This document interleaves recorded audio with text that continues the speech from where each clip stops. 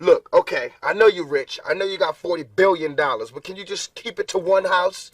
You only need one house. And if you only got two kids, can you just keep it to two rooms? I mean, why have 52 rooms and you know there's somebody with no room? It just don't make sense to me. It don't. And then these people celebrate Christmas. They got big trees, huge trees, all the little trimmings. Everybody got gifts, and then somebody's starving. And they're having a white Christmas. They're having a great Christmas, eggnog and the whole nine. That's not fair to me.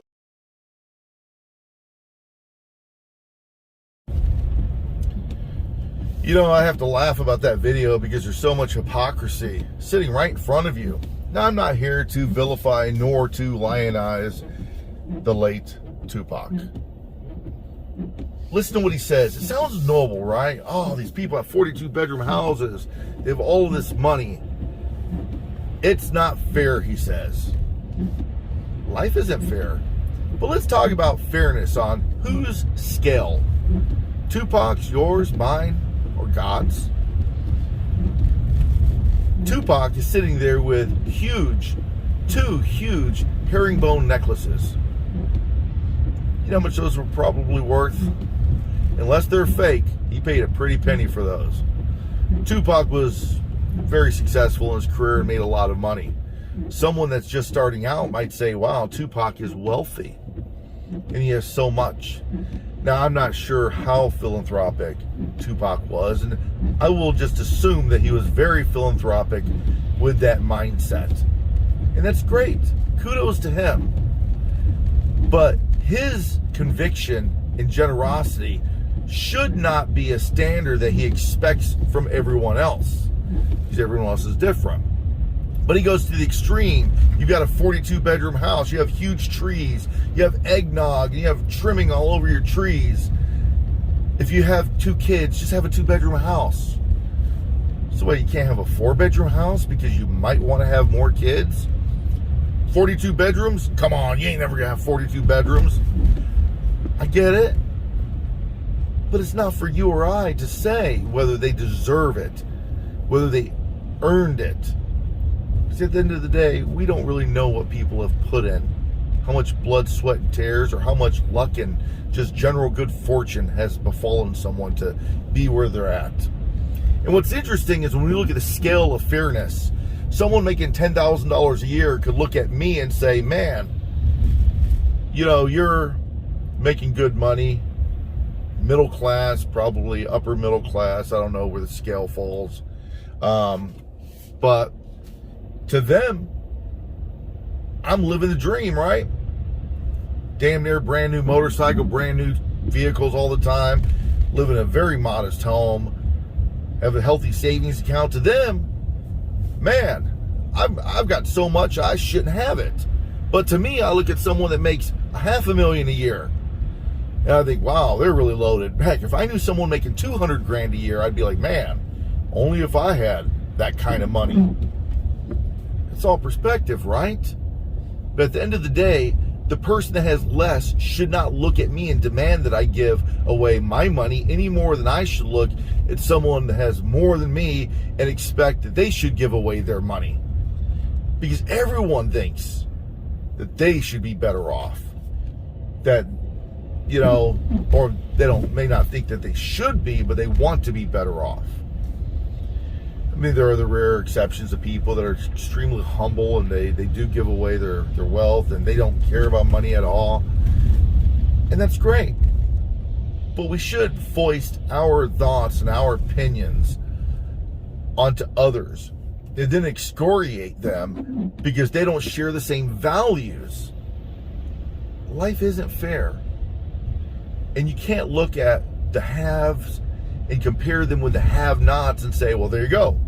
That's a clear sign of a lack of fairness. If we're totally being fair here, some people are poor because they make those choices. They make very poor choices. Some people work themselves out of poverty because they make very good choices. Many people work themselves into wealth because they make even better choices.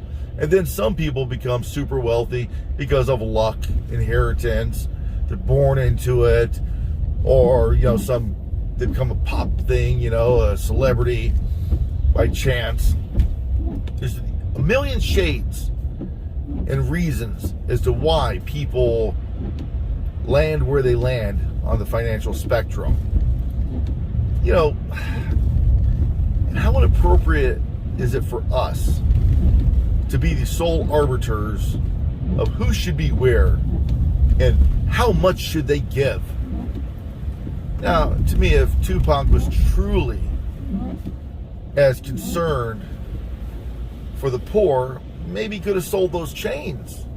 But his conviction should not be levied against you or I. His level of generosity and philanthropic behavior should not be something that he would expect other people to do. I understand he's trying to inspire people. He wants them to aspire to be better, and that's good. But you gotta be careful when you expect other people to live by a standard that you don't seem to be willing to live up to. You lose something with your message. So, in closing, I'm not jealous in any inordinate way of the super rich. I'm not going to vilify them because they have billions of dollars. They've earned it. They've worked for it. The amount of stress that they must be under is something I'm not willing to go through. So, good for them. That's how we all should live life. Let others live their life. You do the best you can in life. You be you and let other people be other people. You live your life in a manner that you hope will influence others. But do it without an attitude of judgment or an attitude of shaming others for not living up to your standards. Because at the end of the day, your standard isn't really fair. You remember earlier when I talked about that, the standards, whether they're worldly or godly. That's why I look to God to set standards for me, and His standards are always concerned with morality. Everything else is secondary. So if we focus on our morality, we'll be a lot better off. Yes, generosity is a good thing. Tupac is right. The spirit of his message, I understand. But sometimes that message can get sideways on us and actually come off as very judgmental and hypocritical. I hope this video resonates with you. Hopefully you can take something from this. That while, yes, it's good to be generous, we need to make sure that we are not demanding others live up to our personal standard. That we should look to God's standard. And if Tupac was being very fair, he should have thought, well, maybe I should sell my gold chains and feed the poor and set that true example. But even he can't live up to his own standards, right? God bless. Thanks for watching.